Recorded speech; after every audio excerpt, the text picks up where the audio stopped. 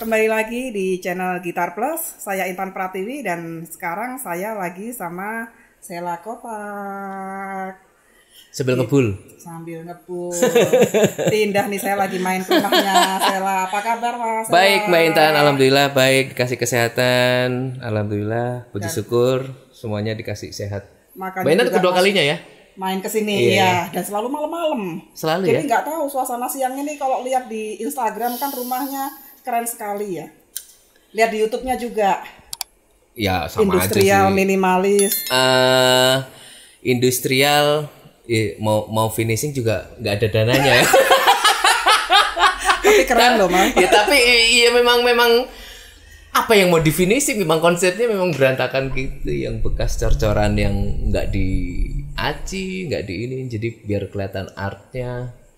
Terus pipa-pipa kabel dibiarin, biasanya kan disembunyiin di belakang plafon. Plafon. Ini nggak sengaja tak malah expose. Keren.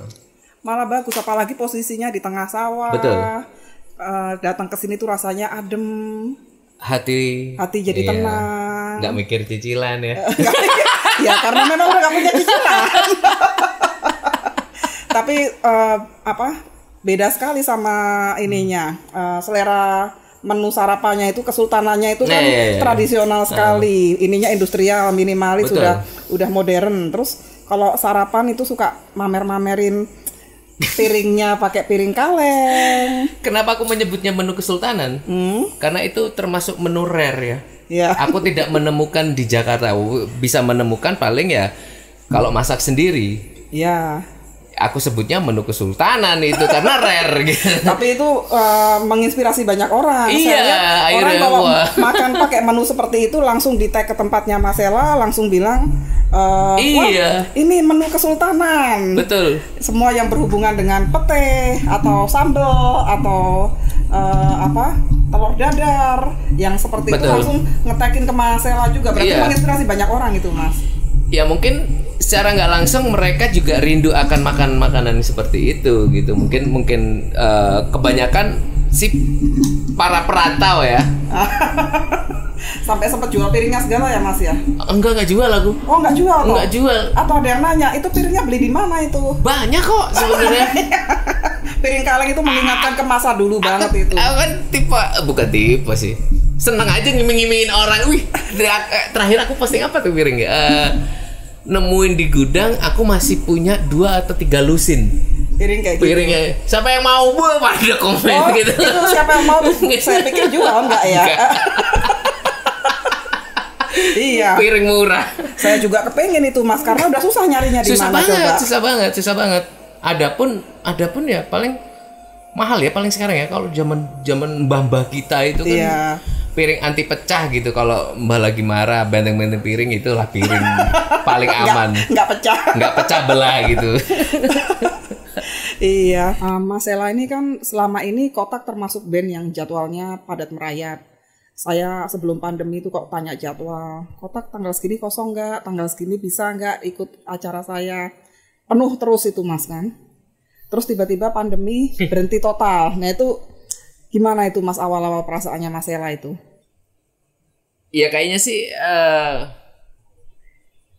kalau dibilang kaget ya pasti kaget.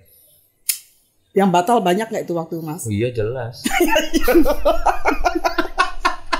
Udah mikirin, wah mau beli ini, gagal.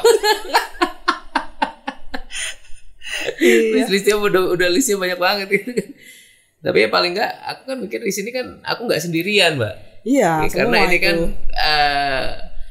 pandemi ini meliputi dunia gitu. Jadi aku nggak merasa sendirian gitu. Iya. Berjuangnya juga nggak merasa sendirian. Ayo kita bareng-bareng lah, maksudnya nggak yang. Tapi yang aku rasain hikmahnya adalah dikala aku jarang ada di rumah, aku nggak tahu perkembangan anakku gitu. Begitu pas pandemi aku tahu banget perkembangan anakku.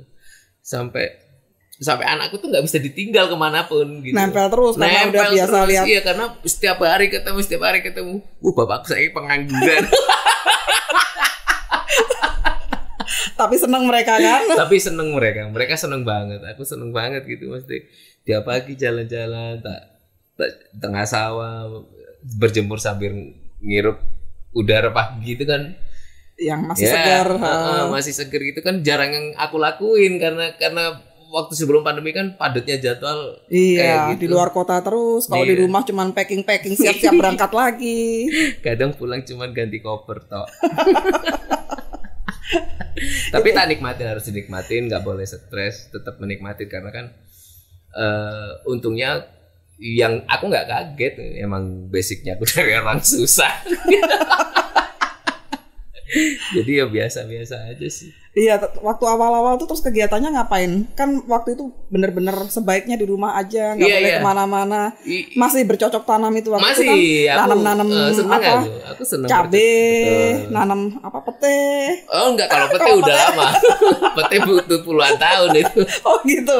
Jadi yang nanam-nanamnya apa? Cabe, tomat. Jadi aku seneng nanam-nanam aja. Itu kayaknya tadi ada pepaya segala itu. Iya, aku lagi bibit pepaya buat kebunku kan. Buat kebunku. Karena kan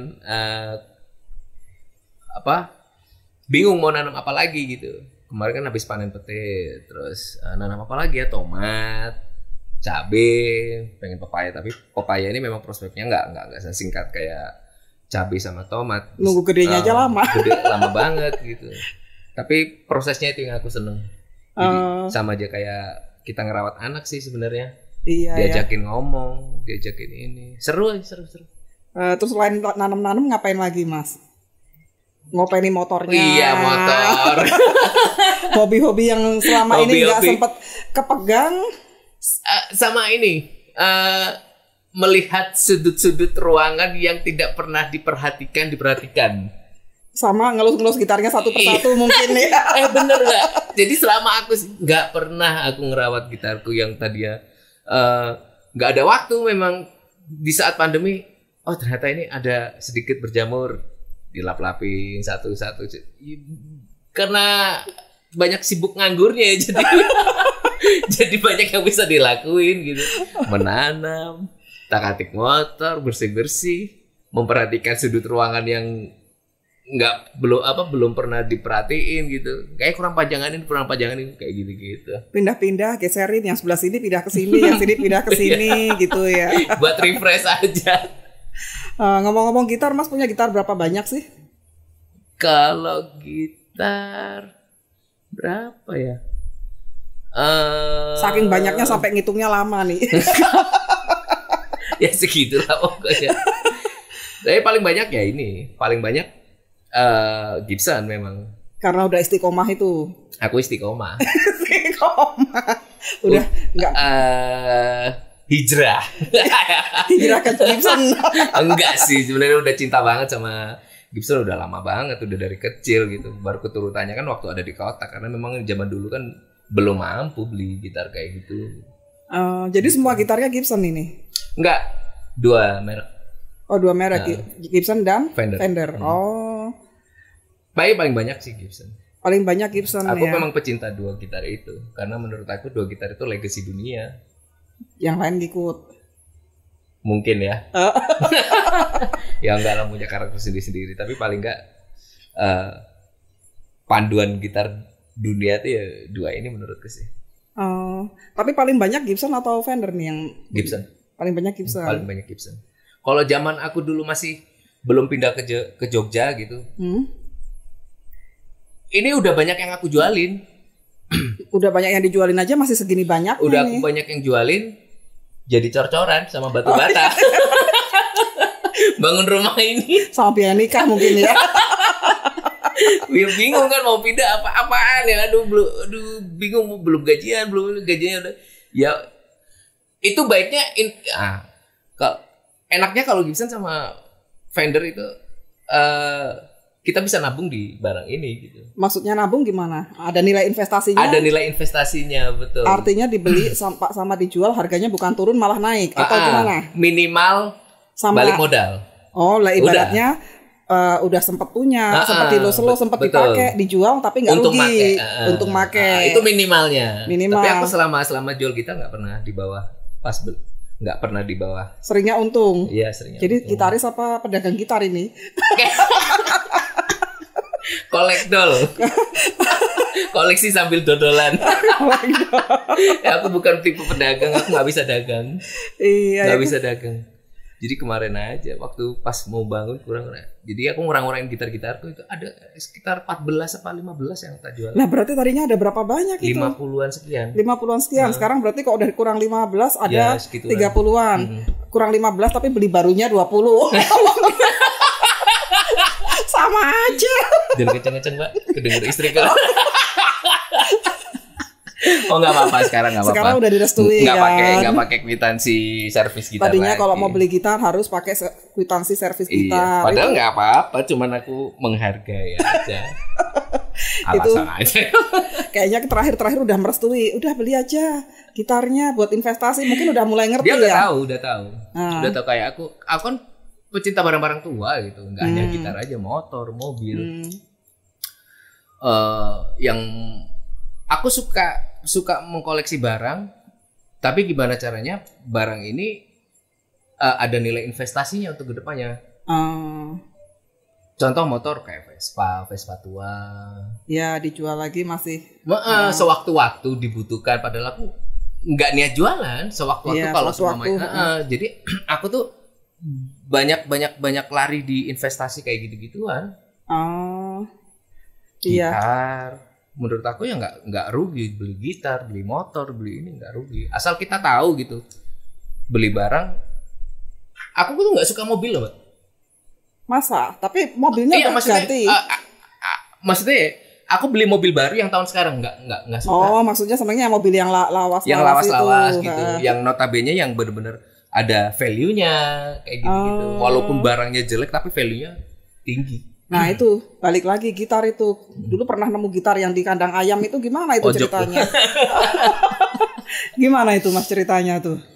Itu gitar aku nemuin ya di Parung Bogor. Parung Bogor, tak lupa aku. Kalau nggak salah tahun berapa ya? Di bawah tahun 2010-an. Ya intinya itu gitar terlantar di dekat kandang ayam. Di rumah, maksudnya yang punya gitaris apa bukan? Nggak tahu kayak peninggalan kakeknya. Oh. Peninggalan kakeknya dan aku dapatnya pun kondisi yang benar-benar nggak ada identitasnya, habis dicat kuas sama dia. Waduh. Begitu tak buka, ya ampun, ini Gibson Deluxe. Tak cek tahun 77. Identitasnya, nomor serinya masih ada. Masih selamat. Terus bodinya kok silver, Mas? Habis dicat kuas. Nggak ngerti barang, ya ampun. Ya udah tak beli 2 juta ya. Ya nggak tahu, seneng banget. Ya orangnya udah merasa wah barang rongsokan ada yang mau beli 2 juta. 2 juta. Padahal dia seneng banget ya. Saya lebih seneng lah.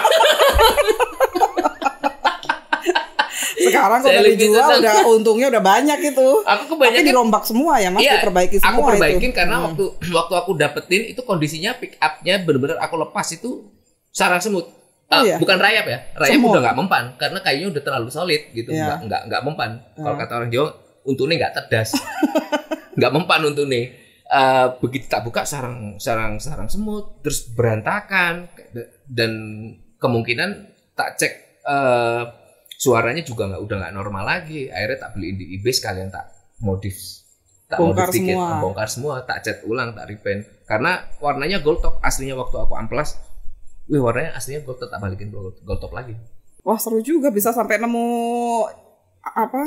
gitar di kandang ayam segala. Kebanyakan gitu Mbak. Karena aku seneng hunting zaman dulu. Dulu kan belum era-eranya internet kayak sekarang di HP. Sekarang orang cari tinggal ini harganya berapa. Sekarang orang pada tahu harga semua. Jadi aku nggak nemu lagi. Udah kalau ada yang mau beli saya beli 2 juta. Iya, maaf ya Mas itu harganya agak segitu. Nggak nemu lagi aku. Zaman dulu tuh 2010-an tuh internet ada, kita harus ke warnet kan, tapi nggak ya bisa di HP mungkin ya, di HP, tapi orang jarang ngecek di HP, nggak kayak sekarang. Kalau zaman dulu tuh setiap kotak ada manggung di mana, aku pasti nyari. Ada yang nemu di gereja tua lah, di kayak gitu-gitu. Aku nemu di Lampung, Black Beauty tahun 79. Kondisinya baik-baik aja. Banget, karena tangan pertama. Orangnya kenapa itu jual? Sepertinya ada masalah hutang piutang ya. Hutang piutang. Nggak tahu sih, nggak tahu. Pokoknya intinya dia nungguin aku waktu main di Lampung di lobi hotel. Untuk nawarin itu. Dia maunya ngejualnya sama aku.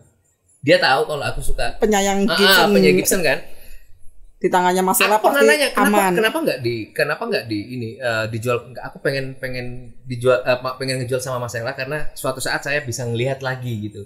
Terus tanyain, ini gitar siapa? Ini gitar ayahku, ini fotoku waktu bayi. Jadi pendeta bapaknya beli gitar ini tahun 79, dianya pas baru lahir, dia ada fotonya bayi sama gitar itu.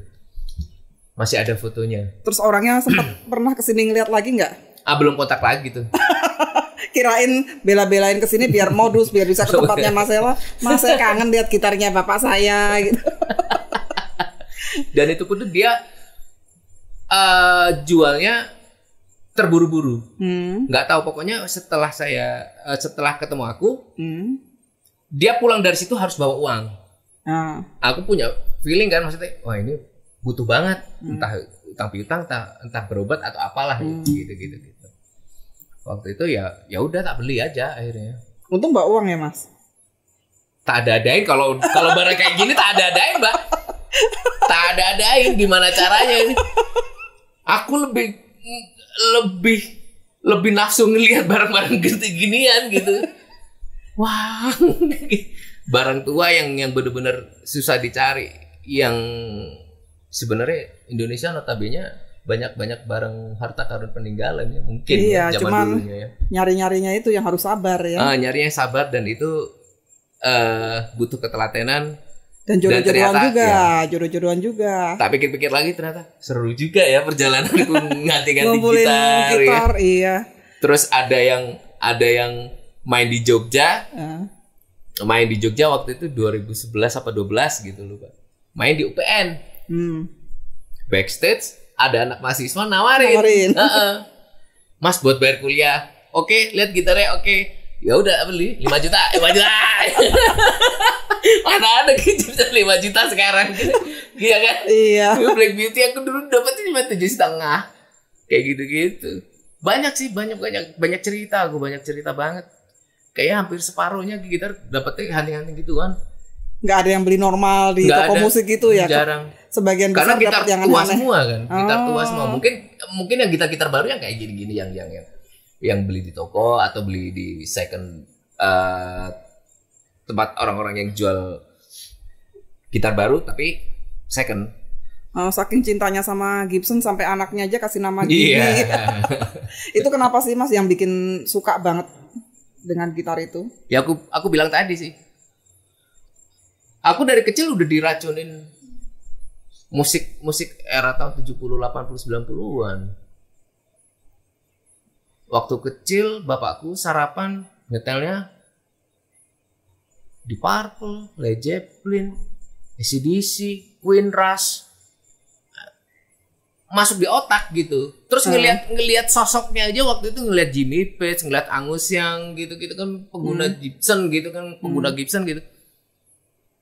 Udah kebayang gitu. Oh, nanti kalau punya gitar yang kayak gitu. Enggak, jadi awalnya tuh berarti pemain rock tuh gitarnya harus gini ya, karena image ke bawah anak kecil ya. Yeah. Namanya anak kecil, gitar rock tuh kayak gini.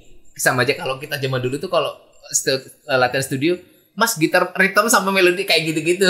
Ini gitar rhythm ya, padahal sama aja kan. Image-nya harus Fender sama ini ya, harus Fender sama Gibson ya. Udah kebentuk di otak gitu. Akhirnya selang berjalannya waktu sampai kelas 6 SD belajar gitar, yang bikin tambah yakin lagi suka sama Gibson ya Slash. Kembali lagi Slash kan meracuni gitaris berjuta-juta gitaris seluruh dunia gitu kan. Padahal sebelumnya itu aku udah sempat keracun juga era Jimmy Page. Banyak. Kayak Gibson itu menurutku ya warisan dunia ya. Dan karena sekarang banyak menelurkan musisi-musisi legendaris yang menggunakan Gibson gitu. Gibson tuh kayaknya punya nyawa ya, aura, punya apa ya, energinya beda. Ketika aku pakai gitar ini, si A, si B, si C beda-beda. Ketika pakai Gibson tuh kayak energiku tuh kayak image, bukan image, bayanganku tuh rock yang pernah aku lihat zaman dulu gitu. Jadi PD-nya bertambah gitu. Meskipun senarnya putus itu ya. Iya, pernah ya. Oh iya. Sering ya, bener. Cuek aja, main aja.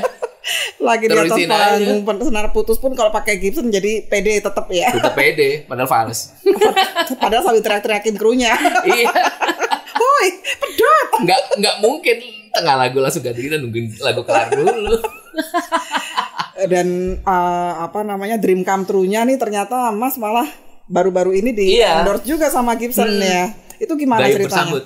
Ya, Gayung Bersambut itu. Udah memang senangnya Gibson, tiba-tiba ditawarin endorse, dan gitaris Indonesia pertama yang di endorse Gibson kalau nggak salah ya. Jadi kayaknya jawaban dari istiqomahku kali ya. Jawaban dari istiqomah. Walaupun aku di endorse nggak di endorse, aku nggak pengaruh. Aku tetap pakai itu, emang senjataku itu. Aku sebelum nggak pernah nawarin diri, nggak pernah ngetek. Iya. Nggak pernah, ya emang aku saking cintanya sama Gibson ya kemana-mana pakai itu gitu. Udah tidak memperdulikan jauh pikiranku. Suatu saat aku bisa kali ya di endorse, nggak pernah sama sekali. Nggak ada terus di pikiranku nawarin di endorse, nggak pernah. Jadi perasaannya sama gimana waktu ditawarin itu? Nawarinnya dalam bentuk gimana? Di telepon? Di telepon aku. Dari? Di telepon. Citra Intirama kan. Habis itu, Mas. Dia nanya gitu. Bukan nanya sih, dia ngabarin kalau dia itu salah satu dari PT Citra Intirama. Kebetulan PT Citra Intirama ini sekarang jadi udah di-approve menjadi distributor Indonesia. Gitu kan. Seperti kita tahu kan, emang dari dulu kan Gibson belum ada distributornya, walaupun sekarang ada beberapa ternyata katanya. Dan akhirnya PT Citra Intirama ini mungkin ya membutuhkan sosok atau apalah, nggak tahu ya, nggak tahu. Akhirnya menawarkan saya ke Gibson US. Karena pemilihan ambasador perwakilan di negaranya harus persetujuan dari US. Harus persetujuan dari US. Dan akhirnya dikirimin lah linku sama PT Citra Intirama sama ke Gibson-nya. Gibson-nya ngulik aku tuh. Gibson itu tahu anakku namanya Gibi. Dia tahu pas aku main yang ada Gibi lagi main sama aku. Dia lagi suka video yang itu justru. Padahal itu spontanitas gitu, bukan buat konten, buat apa gitu. Terus ya itulah gunanya sosmed ya. Iya ya. Kita nggak perlu menunjukin macam-macam, orang bisa ngelihat di profilnya kita apa aja yang diiniin. Berarti lama nggak prosesnya dari yang ditelepon CI sampai di-approve sama pihak US-nya itu? Sebulan 2 bulan. Oh, sekitar 2 bulanan lah ya. Kira sebulan 2 bulan gitu aku ngerti berita ini. Jadi memang nggak boleh disebarluaskan dulu sebelum di-approve launchingnya kemarin gitu. Launchingnya kapan jadinya? Launchingnya itu kalau aku lupa tanggal 6 ya. Yang di Instagram itu ya? Satu hari sebelum itu. Oh, satu hari sebelum itu launching via Zoom bareng Gibson US, terus Epipon sama Kramer karena kan Gibson Family. Oh iya. Di situ semua orang-orangnya di situ ada di situ semua. Jadi meresmikan ambasadornya di situ juga sama orang-orang Gibson US-nya. Baru besoknya boleh umum publish. Ya, boleh, Pak. Makan-makan ini Mas kayaknya. Kita malanjar ya. Habis dari sini. Mas Sony. Oh iya Sony. Sony Jerok itu seneng itu. Terakhir kesini sama Sony sama Mas Hendry ya. Hendry kesini kan? Yang sama aku. Iya, kan? Bertiga kan? Iya, sama Sony Jerox. Mari kita panas-panasin dia, kita mau ke Palanjar. Udah ketinggalan jalan kaki. Iya, ya balik lagi nih kalau ke Gibson ini Mas sebetulnya yang lebih suka modelnya yang gimana sih? Aku tuh suka semua modelnya Gibson, tapi memang paling banyak sih Les Paul ya. SG aku suka, akustiknya juga suka, Hummingbird juga suka, paling IS juga suka. Suka semua, Suka benar-benar semua. istiqomah. Suka semua karena memang Gibson itu walaupun serinya sama, tetap berbeda suaranya. Aneh, gitar aneh. Taunya sama, warnanya sama. Pernah punya karena aku punya, kok bisa beda ya? Apalagi yang tahunnya berbeda gitu, lebih jauh berbeda lagi tuh, tahun tua sama tahun baru. Nggak tahu kenapa. Bikin tambah penasaran. Sama-sama enak, cuman berbeda aja. Berkah pandemi lah ini ya Mas. Kalau dibilang berkat pandemi iya juga ya. Berkat pengangguran itu tadi sibuknya. Nggak ada yang diapa-apain kan. Ternyata ada kabar kayak gini. Senang banget lah. Yang tadinya stres nggak ada job, nggak ada ini. Kayak ngerasa ada job 100 gitu.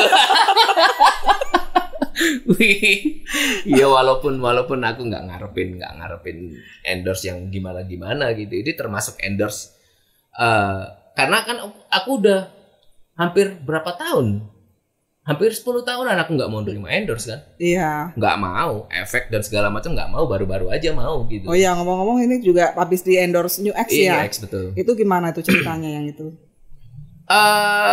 Emang pengguna belum tadinya atau belum. Atau setelah dikirimin ngulik-ngulik ternyata seneng gitu. Iya, pasti gitu. Dikirimin dulu, aku coba dulu, sebulan kemudian aku proof.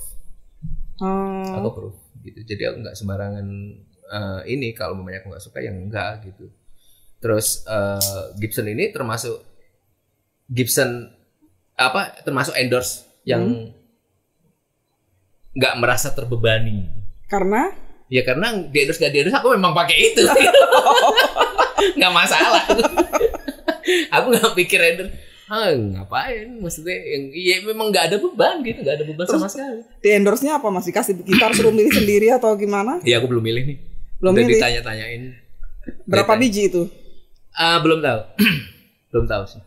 Pengennya tahu. sih 3-4 ya. Pengennya sih 3-4 piece. Tapi kan yang jelas pengakuannya loh, Mas. Iya, aku nggak penting dapat barangnya. Iya, aku pengakuannya. Nggak penting itu. Yang paling penting adalah dia melihat aku. Iya, Gibsonnya melihat aku udah cukup. Sosok yang tepat untuk jadi brand ambasadornya Gibson. Amin, gitu mudah-mudahan sih tidak mengecewakan, itu aja sih. Iya. Itu aja sih. Ya mengalir aja sih. Nggak pernah yang berarti aku tepat ya? Enggak. Karena aku nggak pernah nawarin. Setidaknya di matanya mereka tepat, makanya dipilih. Amin. Kalau nggak tepat kan nggak dipilih. Iya sih. Ada segitu banyak gitaris di Indonesia kan? Iya. Tapi sepertinya banyak juga yang pantas ya sebenarnya di Indonesia. Jangan ngomong gitu, nanti kok dipindahin ke orang lain nyesel loh. Nggak apa-apa. Aku tetap pakai ini kok, nggak ngaruh. Nggak pengaruh buat aku. Seriusan nggak pengaruh buat aku, di endorse nggak masalah gitu. Emang senjataku itu, apalagi Iya. gitu. Sebelumnya udah cinta banget sama ini gitu.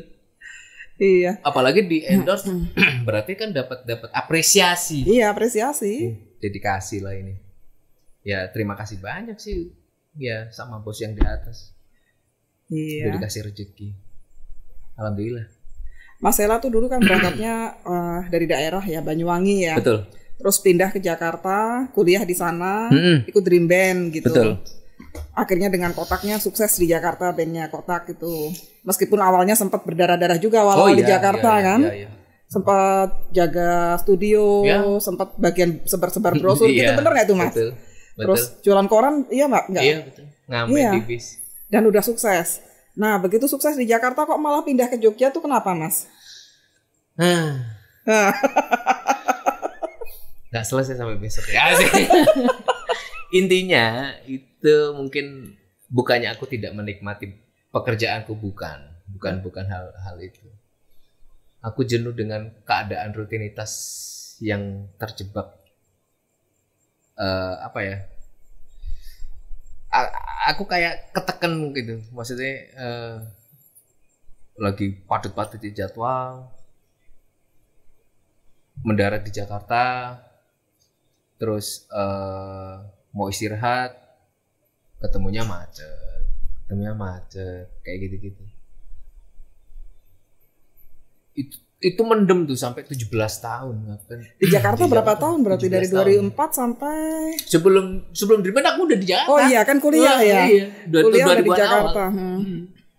2000 habis di situ ya mungkin aku nggak nyalain Jakarta juga, nggak nyalain Jakarta. Iya, buktinya gitu. Yang betah tinggal di Jakarta dan oke-oke aja juga banyak gitu. Iya. Mungkin aku salah satu orang yang nggak betah di situ gitu. Yang bikin nggak betah macet sama apanya? Kalau panas Jogja kan sama aja panas. Sama. Mobilitasnya sih aku nggak betah. Kemana-mana jauh? Nggak jauh sebenarnya kalau nggak macet. Iya, jadi lama. Jadi lama gitu. Mendem terus ya itu salah satu faktor ya. Faktor yang lain banyak banget. Kejenuhan rutinitas, manggung dan segala macem, orang melihatnya enak gitu. Padahal di balik itu semua orang nggak tahu. Di situ sebenarnya rutinitas yang menjenuhkan. Iya. Iya kan? Iya, benar. Mbak Intan waktu jalanin itu berapa kota emang nggak jenuh? Jenuh. Setelah sebulan lebih dari 10 titik dan terjadi bertahun-tahun juga pasti. Apalagi aku ketemu anaknya itu aja tiap hari. Habis manggung bukannya istirahat, besok pagi bangun subuh harus ke bandara, pindah ke kota lain, tidur di hotel itu cuma transit toh, nggak pernah nikmatin hotel. Dan masih ada tanggung jawab berkarya lagi, nggak mungkin manggung terus, tapi kan tetap harus ada karya baru. Deadline album, deadline lagu, apalagi belum ngurusin waktu itu masalah apa tuh selain ini ya, pengen nongkrong sama temen-temen, jarang dilakuin kayak gitu. Terus banyak sih. Tapi bukan berarti aku tidak menikmati pekerjaan, bukan. Dulu kayaknya pernah cerita sampai saking stresnya macet pernah ninggalin mobil di pinggir jalan, itu bener nggak sih Mas? Pernah tuh. Aku kan sempat mendem-mendem, aku tipe orang yang tidak mau mengutarakan isi hati ke orang lain. Aku termasuk orang penutup. Tertutup, menutup dan tertutup gitu. Ngeliat orang juga gitu kalau. Dan akhirnya peak. Ternyata di otak kita itu seperti hard disk ada overloadnya juga gitu kan. Begitu peaknya 2015 aku terkena depresi. Depresi, akhirnya kena panic attack. Panic attack itu ternyata penyakit membahayakan yang aku baca-baca di googling. Tambah parno. Parnonya parno apa itu Mas yang bikin itu? Yang bikin parno? Tanpa sebab, aneh aja. Banyak yang dipikirin gitu. Suka panik tiba-tiba aja. Panik tiba-tiba aja, anxiety kayak gitu-gitu. Larinya terus ke lambung. Akhirnya kena GERD lah aku. Masuk rumah sakit 4 kali kan nggak sembuh-sembuh. Semakin tambah kepikiran, ternyata sakit itu ada di otak kita. Kan awalnya stres. Kena GERD, masuk rumah sakit tambah stres. Wah gila, kayak orang gila Mbak. Apalagi waktu itu dengan jadwal yang padat, masuk rumah sakit berapa itu kan mungkin harus batalin jadwal atau ada deadline lagu yang harus selesai tanggal sekian, dikejar-kejar. Ini kapan ini selesainya? Padahal di rumah sakit gitu. Aku belum pernah cerita sama Mbak Intan mungkin ya. Apa tuh? Aku tuh sempat beberapa kali di panggung tuh aku nggak ada di panggung. Jadi? Aku tuh mainnya di belakang ampli. Aku takut ngeliat orang banyak tuh nggak mau. Sampai segitunya. Padahal udah beratusan kali manggung, tapi di titik itu sampai ngelihat orang banyak. Orang parno, makanya kan aku nggak suka keramaian, makanya kenapa aku sekarang itu menyendiri gitu. Aku tuh suka sendiri gitu, suka banget sama menyendiri. Suka menyendiri tapi pilihan hidupnya jadi gitaris dan terkenal pula ya. Gimana itu Mas? Iya itu kan profesi kan. Tapi nggak maksudnya kalau untuk ngomongin kehidupan gitu kayak aku sekarang gitu. Banyak orang yang nanyain itu nggak ada tetangga, itu nggak ada banyak apa sih? Saya tuh pengen sendiri gitu pengen sendiri. Dan aku tuh cinta banget menyepi sendiri, ngelihat sawah, pengen menikmati hidup aja gitu. Terus pindah ke Jogja tahun berapa itu? 2016 habis nikah. 2016. Saya sebenarnya 2015 tuh udah setengah-setengah. Udah kesini karena sambil bangun rumah ya? Istri nggak tahu tapi. Itu kan kado pernikahan. Kado pernikahan. aku beli rumah yang di daerah Condong Catur gitu kan, tetanggaan sama Mas Duta. Sambil nungguin ini jadi gitu. Jadi aku beli rumah itu waktu itu kalau seumpamanya aku sering liburan ke Jogja, aku nggak usah sewa guest house, nggak usah sewa hotel, ini sekalian buat investasi lah. Jadi aku naruh barangku setengah-setengah, motorku terutama. Iya. Motorku terutama, begitu ada liburan aku pasti ke Jogja ambil motor, Kaliurang, terus ke pantai kayak gitu-gitu, suka sendiri gitu. Akhirnya di mana titik kenalan lah sama gadis Jogja. Dokter gigi. Yang sekarang jadi mamanya anak-anak, yang semakin menjadi meyakinkan aku untuk pindah ke Jogja. Akhirnya aku bangun rumah ini. Terus ini berarti hadiah pernikahan buat Mbak Karol. Iya. Tapi waktu kemarin juga ngasih hadiah mobil Impala itu buat Mbak Karol. Iya, ternyata dijual. Berarti Mbak Karol harus hati-hati. Jangan-jangan ini kalau ada yang nawar mahal dijual juga. Enggak. Jadi intinya tuh aku tuh suka Impala, istriku suka mobil klasik, suka Jeep. Mobilnya aku jual, aku ganti Jeep sekarang. Oh, sekarang ganti Jeep. Anakku seneng banget Jeep kan. Gibi. Jadi kayak nurun semua gitu anak-anakku gitu. Ya dari kecil dicekokin begini. Dari kecil anaknya kalau pagi disetelinnya lagu apa itu Mas? Lagi seneng Van Halen dia. Van Halen coba. Anak umur berapa itu? 3 tahun. 3 tahun Van Halen coba tuh. Van Halen. Terakhir ini dia. Terakhir siapa tuh? Whitesnake apa Joe Bonamassa ya? Kok yang kecil belum ketahuan ya? Yang kecil belum ketahuan.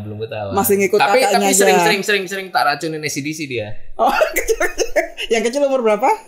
1,5 tahun. Seneng dia. Seneng. Happy. Suka minta setelin Pak gitu. Itu yang kakaknya. Sering yang kakaknya. Van Halen. Setiap pagi tuh Van Halen. Besok AC/DC ya Kak. Ya abis itu Van Halen ya Pak. Oke, pokoknya Van Halen. Gitu. Seneng banget sama Van Halen dia. Udah belajar gitar juga itu? Aku sih ngelihat walaupun dia belum bisa belajar gitar, paling nggak aku ngelihat, ini anak energinya udah dapat gitu. Cara dia nggak ada yang ngajarin loh cara megangnya, megang sendirinya, tangan di gini, itu secara nggak langsung aku ngeliat, anak ini udah punya energi sama gitar ya ternyata. Kan energinya beda kan, orang yang nggak tahu gitar megangnya kadang ya sembarangan. Gini. Orang ada contohnya tiap hari dilihat. Iya mungkin ya. Kan? Mungkin apa yang dilihat. Cara megangnya begini kan tahu. Ngangguk. Wow. Iya itu kalau lihat di Instagramnya tuh kayak udah calon penerus ini nanti. Sampai akhirnya motor gitu suka dia. Wah ini keracun nih, Impala suka banget. Pokoknya setiap ada kontes mobil klasik, hot rod kayak gitu segala macam pasti ajak. Iya, terus nunjuk-nunjuk yang ini Pak. Tapi nggak tahu kenapa setiap jalan kalau ngelihat Jeep lewat, Pak Jeep bagus. Iya nak, tenang aja. Papa juga suka sih beneran. Duitnya aja belum ada. Nabung dulu ya. Akhirnya buntu, ya udah pengen beli Jeep. Impala dijual, ganti Jeep. Seneng banget anakku. Akhirnya ke situ. Baru itu kayaknya Jeepnya ya, karena Impalanya juga belum lama, itu masih awal-awal pandemi ya. Iya baru kok, beberapa bulan, 4 bulan, 5 bulanan yang lalu. Pas pertengahan pandemi kok. Oh gitu. Tapi untung Impalanya juga langsung ada yang mau ya Mas. Kalau barang-barang gitu banyak Mbak. Ada ininya ya. Ada komunitasnya sendiri. Komunitas. Kayak gini, kalau kita jual mobil klasik, terus kita jual ke komunitas yang bukan pecinta klasik, beda cara penghargaannya gitu. Cara menghargai juga beda gitu. Tapi kalau kita jual sama ke komunitas yang benar-benar pecinta barang itu, paham mereka nilainya, bukan sekedar. Makanya kalau jual barang pada tempatnya. Gitu. Iya, makanya itu orang-orang pada nungguin di lobi hotel kalau Mas. Makanya himbauan buat kalian semua, buanglah duit pada tempatnya itu juga. Jangan sembarangan buang duit. Sembarangan. Jadi kalau investasi. Iya betul. Iya kan. Ya properti salah satu. Rumah di Condong Catur ngomong-ngomong masih ada itu? Masih. Yang di Cibubur juga masih. Pantesan pandemi tenang-tenang aja. Ya enggak. Aku pikir ya pas apalagi gitu nggak ada job, nggak ada apa, jadi aku ngandalin itu aja, ya udah yang ngontrak rumahku, ruko paling itu aja. Kalau bisnis clothingan udah kapok Mas. Udah kapok itu. Enggak pernah. Clothing tuh terakhir 2000 berapa ya? Udah enggak lah. Udah enggak kesana passionku. Karena terakhir sudah menemukan jalan yang benar itu. Karena clothing jalan di clothing seneng banget belajar kok menguntungkan, lama kelamaan menuju kebangkrutan, terus nggak jadi udah. Iya, dan itu memang harus diurusin banget. Betul. Kan, maksudnya harus dan nggak bisa dipercaya sama orang. Iya, nah salah satunya aku dipercaya sama satu orang dan ternyata orang itu tidak bisa dipercaya, ya intinya duitku hilang. Kalau properti kan ibaratnya ditinggal tiduran, ditinggal manggung kesana kemari, harga naik terus. Makanya itulah kalau bisnis kalau bisa ya jangan diurusin orang ya. Kalau bisa diurus sendiri, semuanya tak urus sendiri, semuanya kayak gitu sih. Nah ini balik lagi ke band nih Mas. Kalau saya kan selama ini lihat Mas Sela tuh selalu punya akal. Jadi punya band, vokalisnya. Ingat nggak kita pertama kali ketemu itu waktu Gitar Plus bikin cover yang Next Guitar Hero.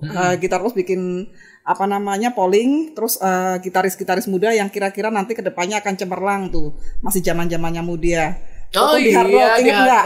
Ada Sony Jerox, terus sama siapalah waktu itu banyak sekali, dan memang sekarang jadi semua itu gitarisnya Iman Jerox juga, terus prediksinya Gitar Plus tuh Iwan Hudi Sain Loko, terus Stevie Item, terus Coki Netral, Pupun, ada Mas Agung Burger Grill Agung, juga. Prisa, Tasya ya kayak gitu.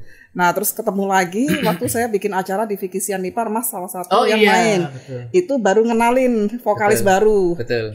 Ini Gitar Plus kenalin ini vokalis baru kita, Tantri.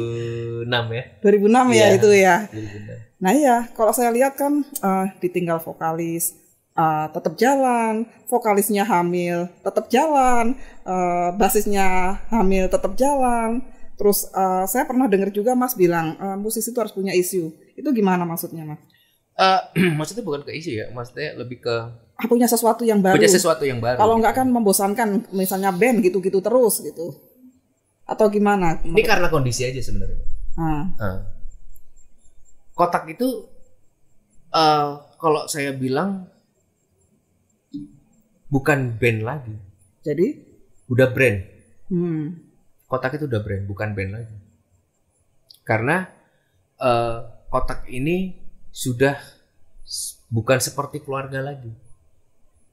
Jadi bener-bener real keluarga.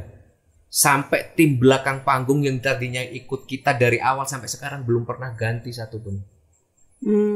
Dedikasi mereka ke Kotak itu yang membuat beban kita bertiga. Gimana caranya Kotak tetap jalan terus supaya mereka semua bisa makan.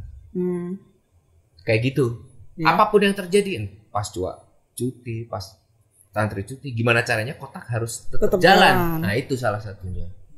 Iya kan sempat sementara pakai Kika, sementara pakai Wanda Omar. Betul. Karena di belakang Kotak itu banyak yang bergantung sama kita.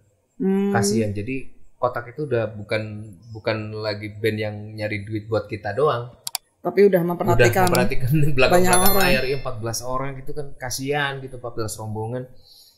Kasihan gitu yang notabene bergantung sama kita. Terus dedikasi mereka udah ikhlas dari awal sampai sekarang, dari belum punya anak sampai dari bujangan sampai sekarang punya pacar sampai putus sampai punya pacar lagi nih sampai punya anak gitu sampai sekarang. Itu semakin kita tambah berat. Oh gila nih dedikasi anak-anak. Kalau Kotak nggak jalan, berdosanya kita kalau kita nggak bisa makan. Jadi itu yang bikin Mas gimana caranya ya itu semua anak-anak sih kita putar otak bertiga itu. Tapi hubungan kalian ini sekali ya, kompak sekali ya. Kalau ya itu lebih dari keluarga. Kalau Mas kesusahan, mereka bukan menghibur malah nyorakin. Wah.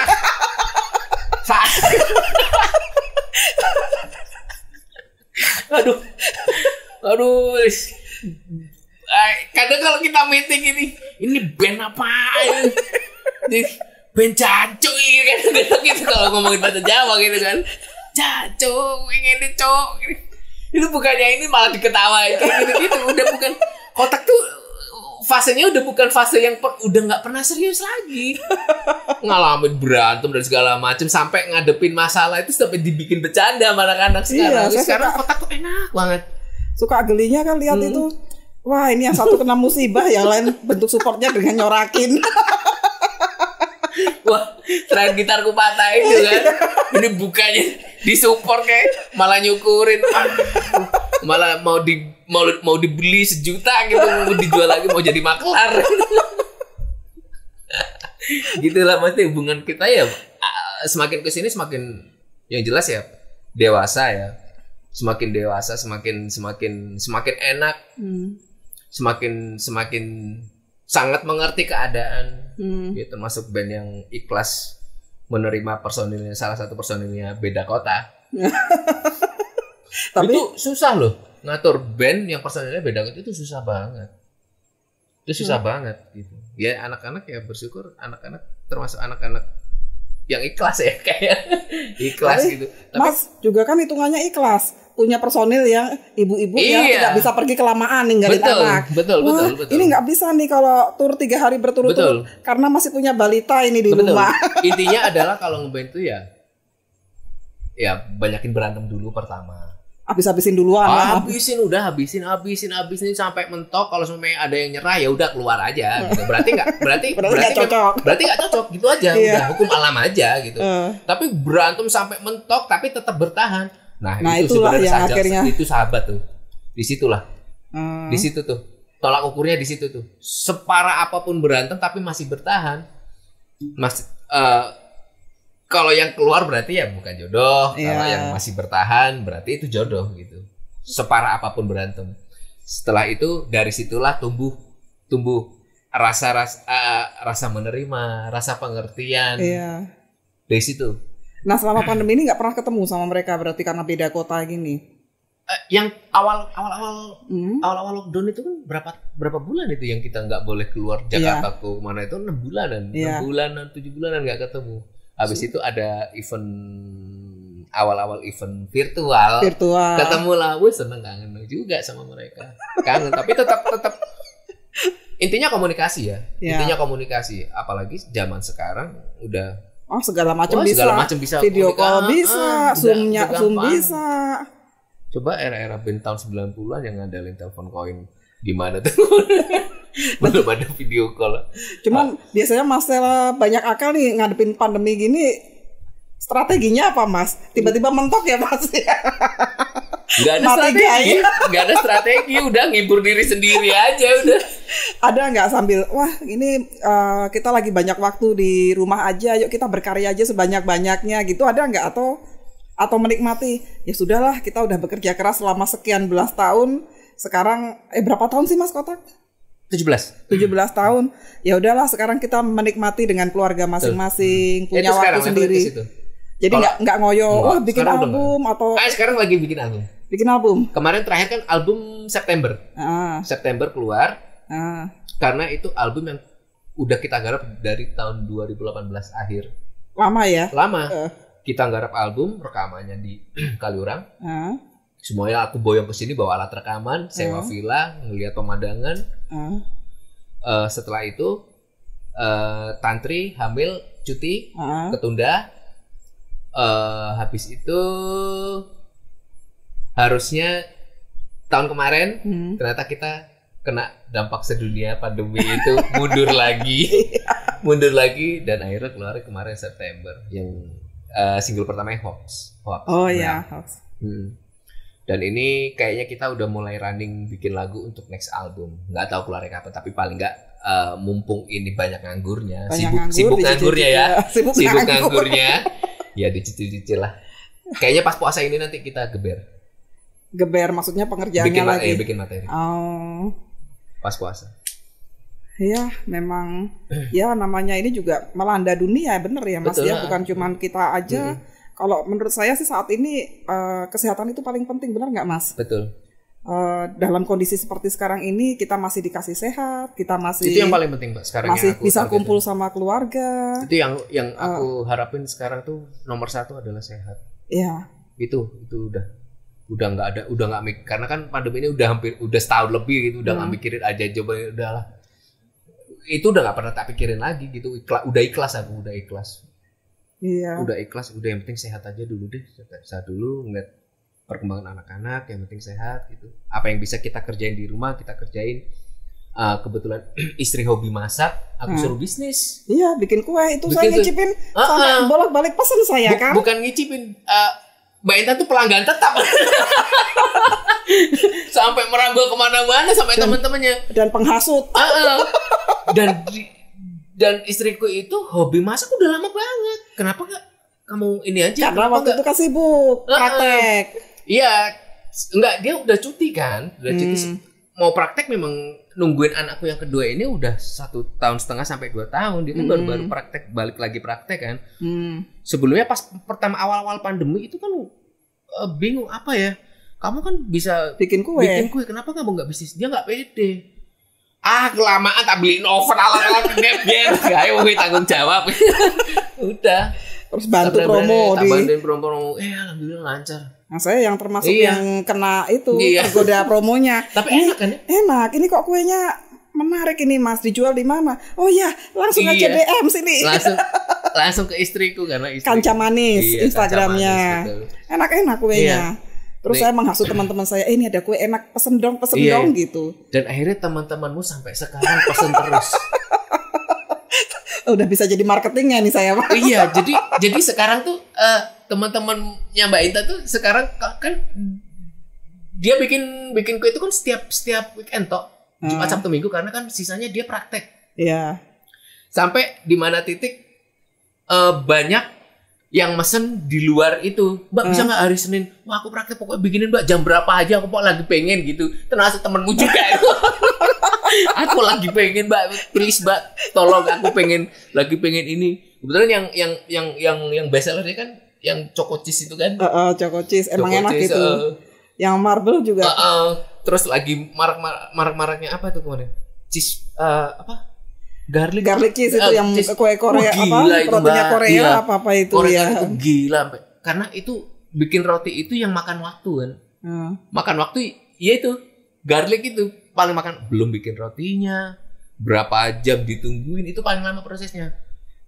Tapi sekarang musimnya udah menurun. Mas Ella bantuin nggak tuh? Aku bantuin kok. Bantuin bikinnya. Bantuin ngitung duitnya. Akhirnya mengiringi pas Mbak Karol lagi main. Tapi aku ya bantu support lah. Ada yang bantuin kok, ada yang bantuin. Tapi paling nggak alhamdulillah. Sampai sekarang masih ya itu ya? Masih. Pelanggannya naik terus. Bentar lagi punya toko kue nih kayaknya nih.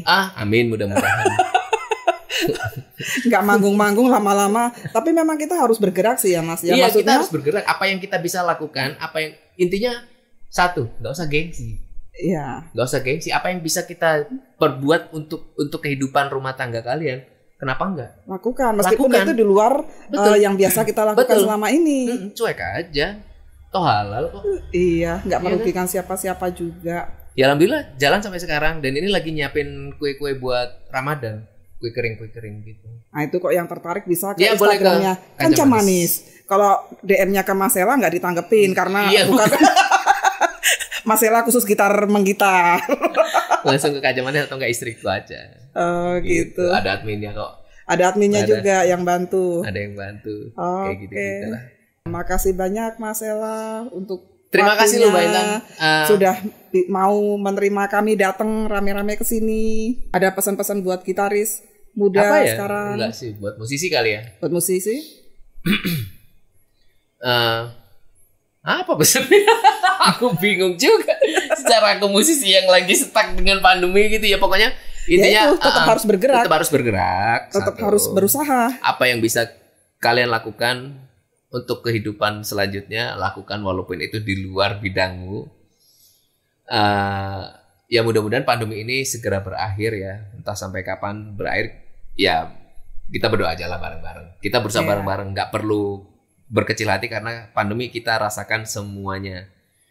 kita bareng-bareng semuanya di sini susah satu susah semua. Semua. Oke, terima kasih banyak. Terima kasih Mas banyak Mbak Ewa. Intan, sehat Ini selalu. kebetulan ada kenang-kenangan dari DBM Case. Wah, Mbak Intan selalu repot-repot ke sini. Oh, ini disupport sama DBM Case Oh, gitu? ini. Iya. Wah, dapat hadiah. Kickback ini buatan Oh, ini kickback Indonesia. Ini soft apa kickback ini jatuhnya kayak Oh, gini. kickback ya kayaknya. Wah, keren. Gitu. Terima kasih. Ini udah sering lihat kok. Ini kualitas terbaik. Iya. Ya. Iya, bisa didapatkan juga di GH Musik Iya, kayak musik. Ah, boleh tuh. Fotonya suami saya. Boleh tuh. Boleh tuh, boleh.